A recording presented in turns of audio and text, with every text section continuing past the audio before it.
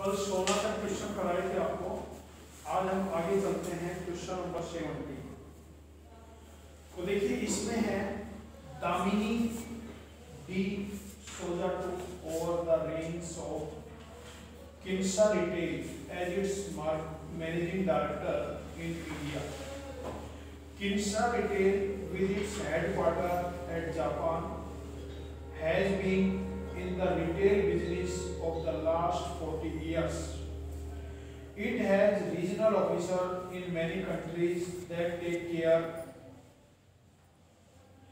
of the shops in that region.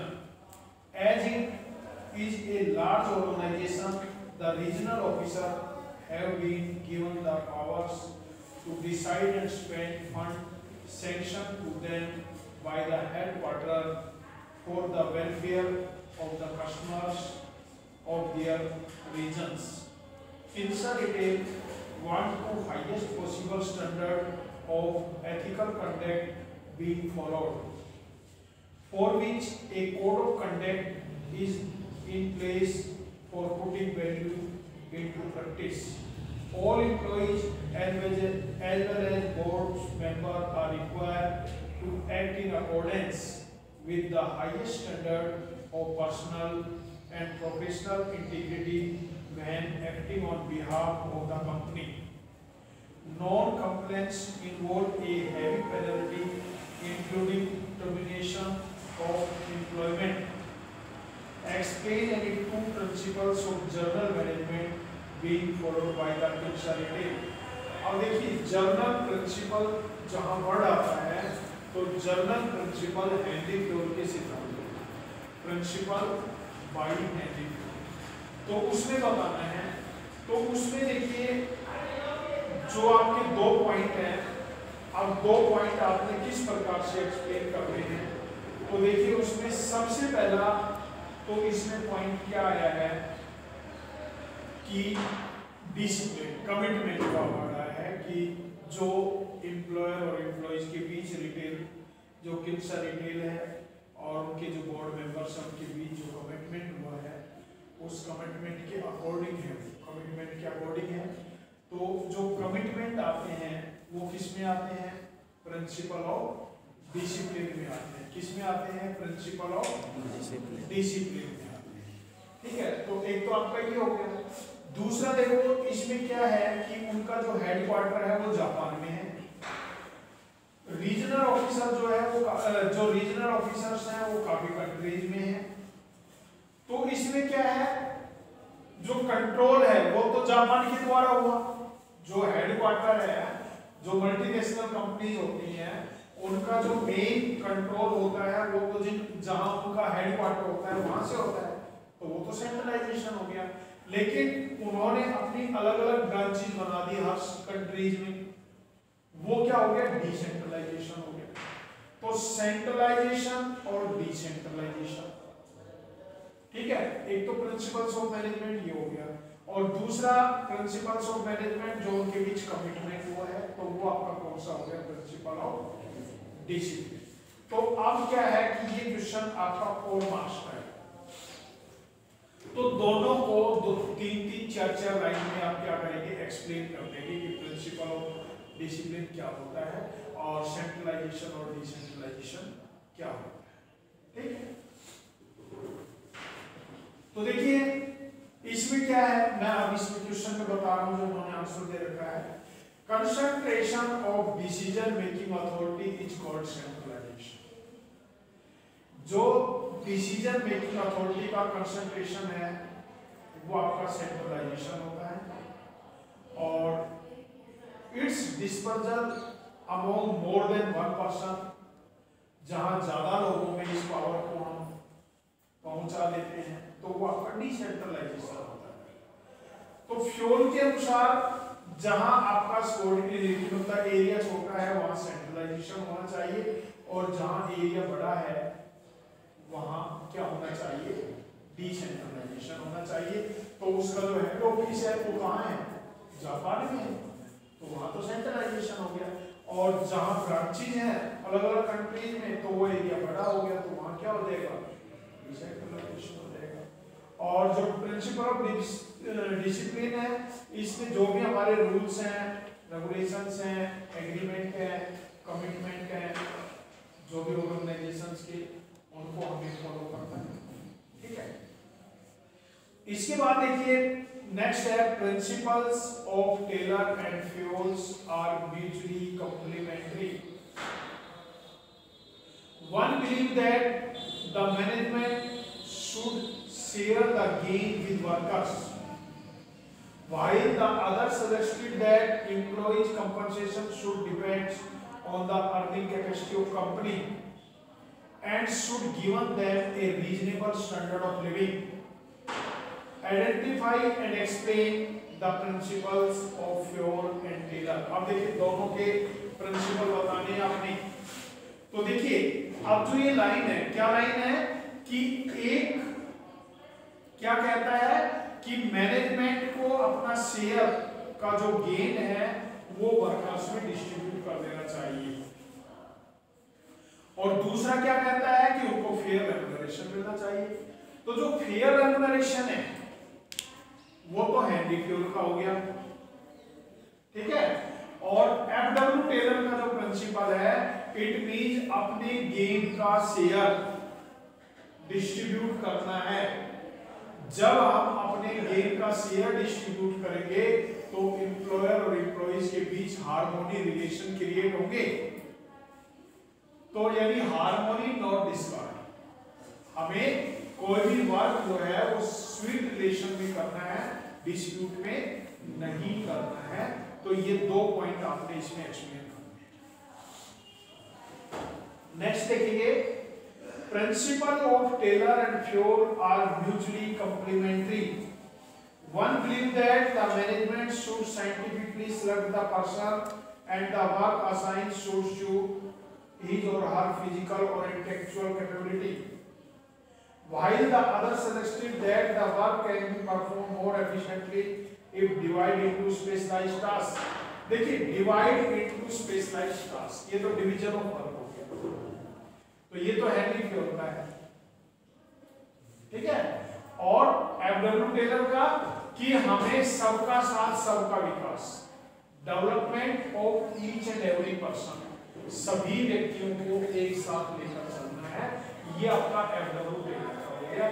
तो इन दोनों को आपने क्या करना है, explain. Principles of Taylor and Fayol are mutually complementary. One believes that management should not close its ear to constructive suggestions made by employees, while the other suggested that a good company should have an employee suggestion system whereby suggestions which result in substantial time or cost reduction should be rewarded. अब देखिए एक को क्या कहा है कि employees का suggestions involve होना चाहिए। तो ये तो प्रिंसिपल ऑफ इनिशिएटिव हो गया, एफडब्ल्यू टेलर का हो गया। और दूसरे ने क्या कहा है कि जो मैनेजमेंट है उसको अपने अपने काम बंद नहीं करने हैं, उन्होंने एम्प्लॉइज के सिलेक्शन को, एम्प्लॉइज के सजेशंस को सुनना है और उनको ध्यान में रखना है, यानी उनके साथ कोऑपरेशन की भावना से काम करना है। तो कोऑपरेशन नॉट इंडिविजुअल, यानी सुनने का मतलब यहाँ क्या आया, कोऑपरेशन का मतलब हमें, जैसे मान लीजिए हमें आपका भी पॉइंट सुनना है, हमें केवल इंडिविजुअल यानी ये ध्यान में नहीं रखना है कि जो मैं करवा रहा हूँ सही है, हमें आपका भी सुनना है, ठीक है। तो ये आपका हो गया FW Taylor.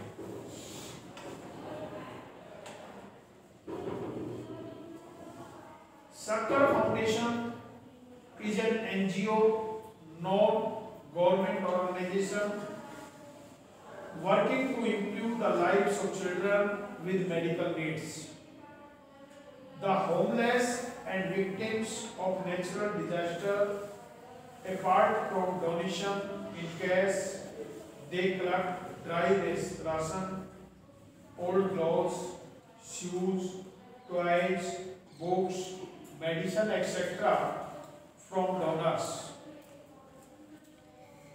At Sakhar Foundation's office in Lucknow, the material collected is segregated, classified, and put in cells and boxes that are labeled systematically. There is a specific place for each of these items, and volunteers put everything at their respective place. The volunteer work is divided into specific jobs like fundraising, field visits, social media updates, and so on. Each volunteer is part of a particular team depending on their competency and training. Each volunteer becomes specialized in their respective field, leading to efficient utilization of human efforts. The management of Sakar Foundation does not close its ear to any constructive suggestions made by the volunteer. There is an equal division of work and responsibility between volunteer and management. All the day long, the management works side by side, the volunteer helping, encouraging, and smoothing the way of them. Identify and explain the principles of scientific management. अब देखिए scientific management और general principles.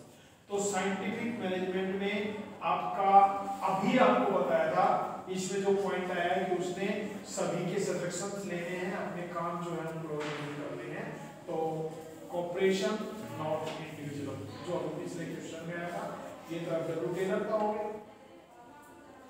अब जो general principle है, general principle में एक पीछे point आया था कि जो वॉलंटियर हैं उनको जो सेल्स बनाई हुई हैं उनमें पर्टिकुलर प्लेस पर जो उनका प्लेस फिक्स किया हुआ है वहीं उस प्रोडक्ट को रखते हैं। तो ये प्रिंसिपल ऑफ ऑर्डर में आता है। किसमें आता है? प्रिंसिपल ऑफ ऑर्डर में आता है। और उन्होंने वर्क को डिवाइड किया हुआ है कि कौन क्या वर्क करेगा। तो ये किसमें आता है? Division of work. नेक्स्ट है Dewan Limited is a multinational consulting company with its headquarters at Washington, D.C. in hire young people from different countries of the world. It is a company in which people dream to work because of its work environment, pay and growth prospects. The company has a culture of open communication and people of various nationalities work together in a description-free environment. The behavior of managers of Dewan Limited emphasizes kindness and justice, which ensure loyalty and devotion of workers. It also promotes mutual trust and belonging among team members. In this way, management of Dewan Limited is able to achieve its objective by promoting teamwork. By doing so, manager of Dewan Limited are following some principles of management. Identify and explain the two such principles.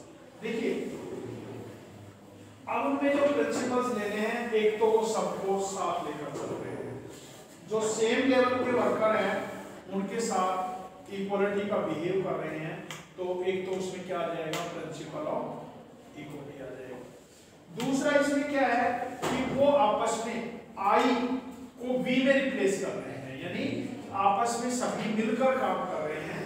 तो वहां क्या आ जाएगा? Esprit de corps. Next देखेंगे, scientific management means knowing exactly what you want men to do and then seeing that they do it in best and cheapest way. Taylor developed various techniques for application of scientific management principles and was able to achieve the threefold increase in productivity in Bentham Steel Company, where he worked. One of the techniques helped to determine the number of workers to be employed, frame suitable incentive schemes, and determine labor cost. Another technique recognizes those workers who are able to accomplish exceed the fair day's work and is based on the premises that efficiency is the result of the joint efforts of the manager and the workers. Quoting the line from the above paragraph, identify and explain the two techniques of scientific analysis. तो देखिए,